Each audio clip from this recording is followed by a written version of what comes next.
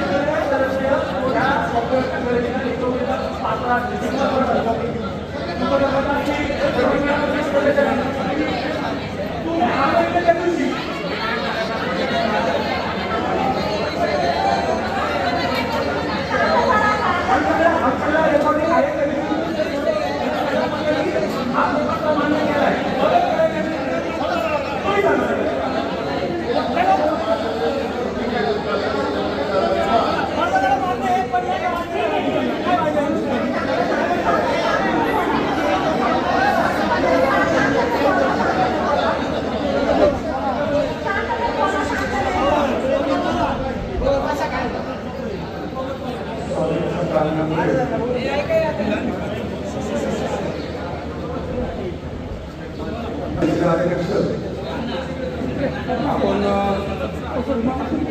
योग्य अशा प्रकारचे निवडून गेलेले सर्व संचालक मंडळ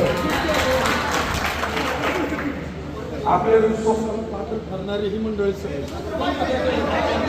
विश्वासाला पात्र असणारी सर्व मंडळी वास्तविक व्यासस्थानांचे मंडळी याच्यावर आपण आरोप करत 10-10 वाजल्यापासून बसलो 1 वाजायला आले आणि जे काय आपण ऐकतोय आता तुम्ही एक 8 लोक जर पटापटा बोलतात, तुम्हाला असं वाटतं का बाकीच्या माणसाला काही कळत नसत? सगळ्यांना कळत ऐका, मग हे पोरांचं चुकीचं आहे का? हे सुद्धा बोलणं चुकीचं आहे।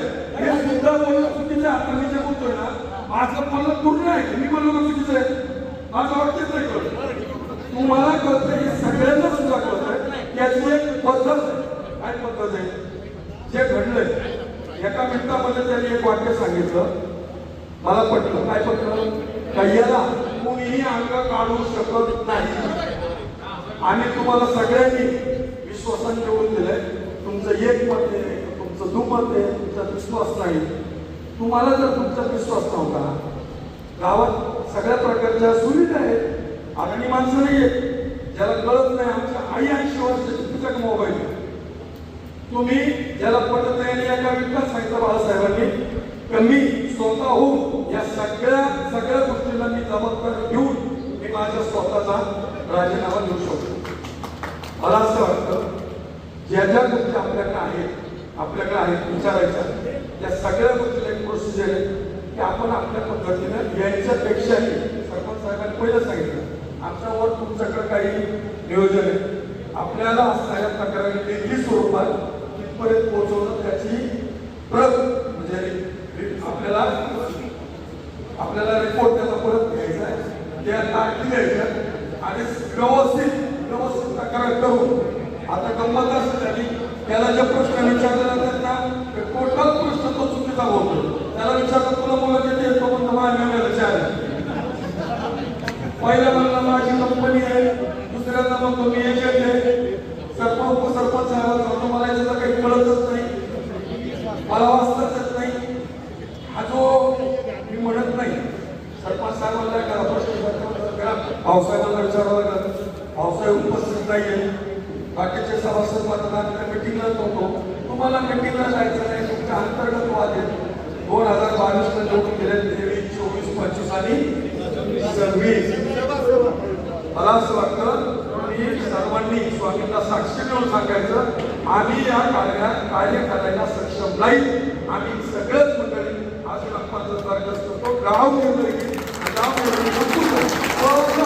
गेल्या 4 वर्षामध्ये घातलेल्या सगळ्या गोष्टीला ते जसे म्हणले ना तर त्याला जरी आम्ही टाकलं तरी रिकव्हरीला मात्र तुम्ही आम्हाला शेवटी सुद्धा एक गोष्ट सांगितली, जर हा व्यवहार चुकीचा झाला असेल याच्याकडून झालाय तो व्यवहार त्यांना पूर्ण करावा लागेल. कारण प्रत्येक वर्षाला प्रत्येक महिन्याला गावाच्या बोर्डावरती नोटीस दिली जातं.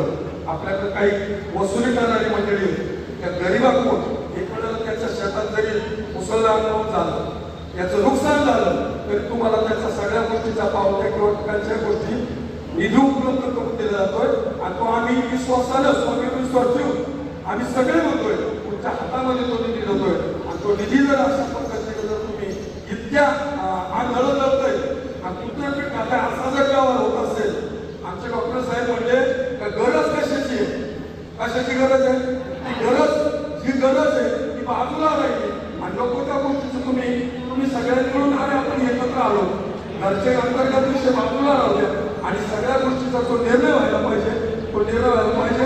पण एक वाक्यानं सांगतोय ज्या ज्या गोष्टी आहेत आपण लेखी स्वरूपात तक्रार करायची आणि तुम्ही सर्वच मंडळी सगळेजण या गोष्टीला जोडला, तुम्ही जबाबदार आहात.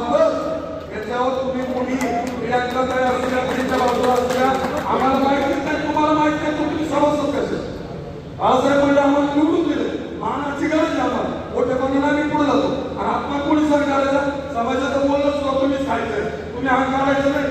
उपसरपंचाचं मला पटलं नाही आणि त्यांनी मला बोललं नाही, बाळासाहेब मला बोललं नाही, याच्यासाठी तुम्ही एकच राहिले नाही. मग अशी सेफ्टी सुद्धा सांगितलं का त्यावेळेस राजू शेठ उत्तम कोतराळी आणि आणखीनच माणसं बाकीचे मंडळी आम्ही ज्यांना निवडून देतोय या पुढे विचार करावा लागेल, उभं राहताना सुद्धा विचार करायचा आहे प्रत्येकानं का पुन्हा अशी कंडिशन आली आपलं घरदार विकून तर समाजाचा पैसा भरून द्यावा लागेल.